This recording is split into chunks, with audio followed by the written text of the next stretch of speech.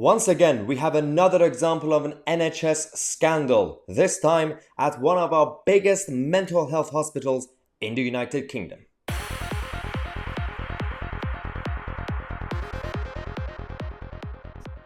Hello everybody, welcome back to the channel.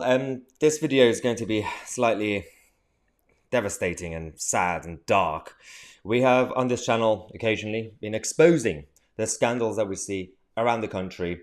We have obviously in the past had a number of problems from the Tavistock situation to the Stafford Hospital scandals, the so-called healthcare professionals who have been mistreating the patients, the system failing the patients and everybody else around it. This time there was a documentary called Undercover Hospital Patients at Risk. I recommend it for you guys to watch it.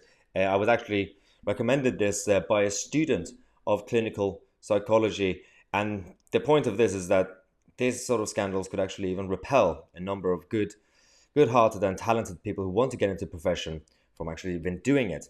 Let's talk about the Edenfield Centre.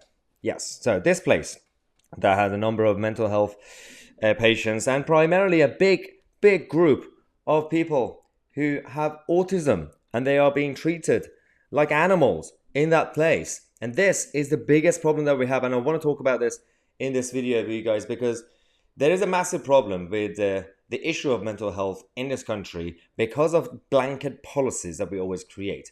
There's no situation that's going to be addressed until we actually sort out the fundamentals of the system. We know that. The bureaucracy, the essentially heartlessness of the system. But that aside, some stuff should have been dealt with a long time ago. We have a statement from the National Autistic Society. Before I get into the actual documentary, I'm going to give you the bullet points of what I saw when I watched the documentary. But the National Autistic Society said that autism is not a mental health condition and mental health hospitals are not the right place for the vast majority of autistic people. And they even said that the data that we have released this month highlights the urgency of the situation, with over 1,200 autistic people currently being held in mental health hospitals. This has massively increased since even 2015. Now let's get into this documentary, because what I saw, it was not easy to watch. If you obviously make sure to watch it if you're in the right mental place, because otherwise it will be absolutely devastating. But there was an undercover reporter, and first problem, this guy who got the job is essentially just easily he could apply, and there would be a minimum wage. And the problem we have with this center was that the guy was simply given about half a day induction, and then just get on with the job. The issue that we have, and you can get the best practice case studies from other countries that do it properly, it's not necessarily just training to become skillful when you become mental health nurse. It's not just that. Induction, when it comes to that clinic, that center, you need a bit of a personalized induction to actually get to know the patients, to actually know what you're dealing with, rather than saying, well, here's the door, here's the form, this is where you sign it, here are the medicine, get on with the job. This is how you create problems. Now, we had situations. This is Harley. Harley was tricked into being secluded and sent into isolation.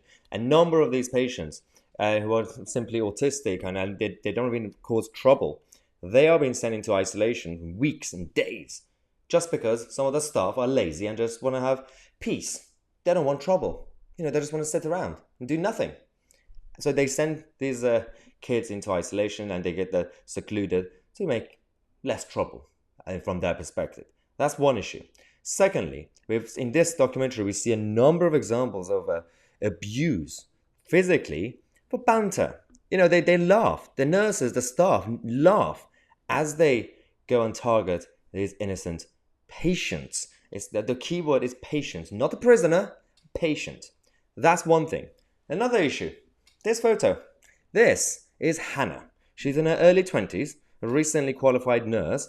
And that day, in this photo where she's napping, she was given the high role to supervise the rest of the team. She was supposed to be supervising, but no, she decided to nap. Now, of course, the undercover reporter was there to film and take those images. Otherwise, nobody would have ever known. And she was just napping in front of everybody else. That's one issue. But again, just to make things easier a lot of staff essentially allowed actual troubled patients to leave the center, or just left them alone to do whatever they want. And when they cross the line, when they make mistakes, the staff essentially blamed it on them. And they punished them, even though they let them do it. And then they decided to punish them, and they had the good excuse as a shield. If the parents got in touch, or if anybody, authorities got in touch and say, well, we have evidence, this person ran away. And you let them run away, did it? That's the biggest problem we have.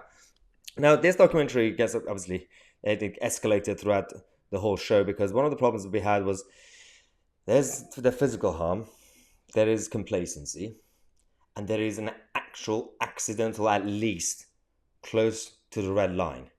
There was a situation, apparently happens a lot, where a patient was already given the medicine and nurses completely messed it up.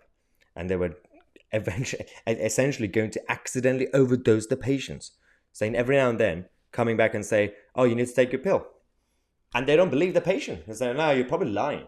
Even though the nurse already, a different nurse already gave them the medicine. You wonder why the situation is escalating. I'm glad this documentary happened. I'm glad this undercover reporter was there. But why does it have to get to this point? There have been whistleblowers who've been trying to expose this scandal, and they were shut down. And eventually, someone decided to do something about this. Now, there has to be not just an investigation into this center, there has to be an overhaul of the whole system, because there's absolutely no supervision. There is no accountability. Everything is blanket policy. This is what happens when you have centralized planning systems. You can create one set of policies and approach for the whole of the country.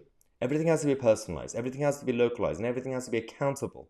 This is why we do things on this channel, to expose these scandals and to make sure there is a bit of hope for the future. So I want to massively thank you guys for watching this video. Feel free to share this. Feel free to watch the documentary Undercover Hospital Patients at Risk. I'm Tousi, and we are the media.